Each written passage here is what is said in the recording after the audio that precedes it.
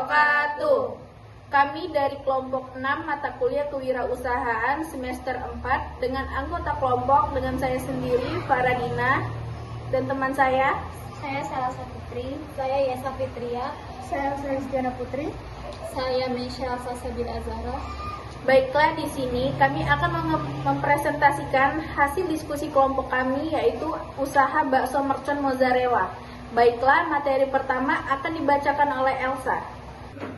Nah, di sini kami memilih untuk menjadi pengusaha. Kami akan memilih menjadi pengusaha karena ada beberapa alasan. Nah, yang pertama yaitu ada kebebasan dan kemandirian. Sebagai pengusaha, kami bisa mengatur waktu sendiri, mengambil keputusan tanpa terkait aturan perusahaan, dan menjalankan visi dan misi kami sendiri. Yang kedua yaitu ada potensi keuangan lebih besar. Meskipun resikonya tinggi, keuntungan yang bisa diperoleh juga jauh lebih besar dibandingkan menjadi gaji tetap sebagai pekerja. Nah, yang ketiga yaitu ada dampak lebih luas. Dengan membangun bisnis, kami bisa menciptakan lapangan kerja dan memberikan manfaat bagi banyak orang, bukan hanya untuk diri kami sendiri. Nah, setelah itu yang keempat, pengembangan diri yang cepat menjadi pengusaha memaksa kami untuk terus belajar, mengembangkan keterampilan baru dan menghadapi tantangan yang membuat kami lebih kuat lagi. Nah, namun kami juga menyadari bahwa menjadi pekerja memiliki kelebihan seperti stabilitas keuangan, tunjangan, dan beban tanggung jawab yang lebih ringan lagi. Pilihan terbaik menguntungkan pada preferensi pribadi dan kesiapan untuk menghadapi tantangannya. Ini akan dilanjutkan oleh materi yang kedua, yaitu Faradina. Di sini saya akan menjelaskan slide kedua, yaitu cara memulai usaha bakso mercon mozzarella. Baiklah, bakso mercon mozzarella menggabungkan pedasnya sambal mercon dengan keju mozzarella yang lumer. Cocok untuk pencinta kuliner pedas. 1. Riset pasar dan konsep. Nah, itu targetnya itu biasanya anak muda, mahasiswa, pekerja, kantoran. Terus kalau untuk lokasi itu seperti warung kecil, jualan online, bisa dimasukkan juga untuk GoFood dan GrabFood. Terus konsepnya di sini dengan level kepedasan dan varian unik. Kedua, modal dan peralatan. Kalau untuk peralatannya itu biasanya menggunakan mesin giling daging, cetakan bakso, panci besar, kompor, dan wajan.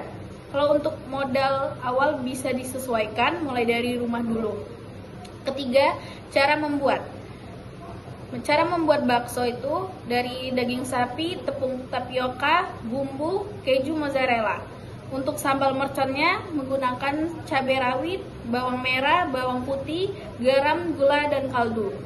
Terus untuk prosesnya, campur adonan, isi keju, rebus, buat sambal dan sajikan. Keempat, strategi promosi dan jualan. Biasanya kita menggunakan media sosial seperti Instagram, TikTok, dan status WA. Untuk buat promo menarik itu kita bisa awalnya dengan menggunakan diskon dan paket bundling. Kerjasama dengan influencer dan jual versi frozen. Untuk evaluasi dan pengembangan, itu biasanya cek menu paling laku dan harga yang pas. Tambah inovasi seperti bakso isi telur asin atau wagyu. Terus untuk terakhir buka cabang jika sudah stabil. Baiklah, slide ketiga akan dibacakan oleh Meisha Salsabila. Baiklah, di sini saya akan melanjutkan presentasi kelompok slide ke-6, yaitu faktor yang mempengaruhi keberhasilan usaha. Yang pertama, kualitas bakso yang enak dan unik. Agar pelanggan suka dan mau kembali, bakso harus memiliki rasa yang lezat. Dagingnya harus kenyal, isi keju mozzarellanya harus benar-benar lumer, dan sensasi pedasnya pas. Selain itu, penting untuk menjaga kualitas bakso tetap sama setiap hari agar pelanggan tidak kecewa. Yang kedua, lokasi usaha yang strategis. Memilih tempat berjualan juga sangat berpengaruh. Jika lokasinya di tempat ramai seperti dekat sekolah, kampus, atau tempat kerja, maka lebih banyak orang yang akan melihat dan mencoba bakso tersebut. Selain itu, pastikan tempatnya nyaman dan mudah dijangkau. Yang ketiga, promosi yang menarik. Agar usaha dikenal banyak orang, promosi harus dilakukan secara aktif. Bisa dengan membagikan foto dan video bakso yang menggoda di media sosial seperti Instagram, TikTok. Testimoni dari pelanggan juga bisa membantu menarik lebih banyak pembeli. Selain itu, kemasan yang menarik juga bisa meningkatkan daya tarik produk. Selanjutnya yang keempat, harga yang terjangkau. Menentukan harga yang sesuai dengan kantong pelanggan sangat penting. Harga yang terlalu mahal bisa membuat orang enggan membeli, tapi jika terlalu murah bisa merugikan usaha. Jadi harus disesuaikan dengan kualitas dan bahan bakunya. Sesekali bisa juga memberikan promo atau diskon agar pelanggan tertarik. Yang kelima, pengelolaan usaha yang baik. Kalau semua hal ini diperhatikan, peluang usaha bakso mercon mozzarella untuk sukses akan semakin besar. Selanjutnya presentasi akan dibacakan oleh Sela Safitri. Saya akan melanjutkan presentasi dari Indonesia. Faktor yang mempengaruhi kegagalan usaha. 1. Rasa dan kualitas yang tidak konsisten. Pelanggan menginginkan rasa yang stabil. Jika rasa atau kualitas bakso sering berubah, mereka bisa kecewa dan tidak kembali.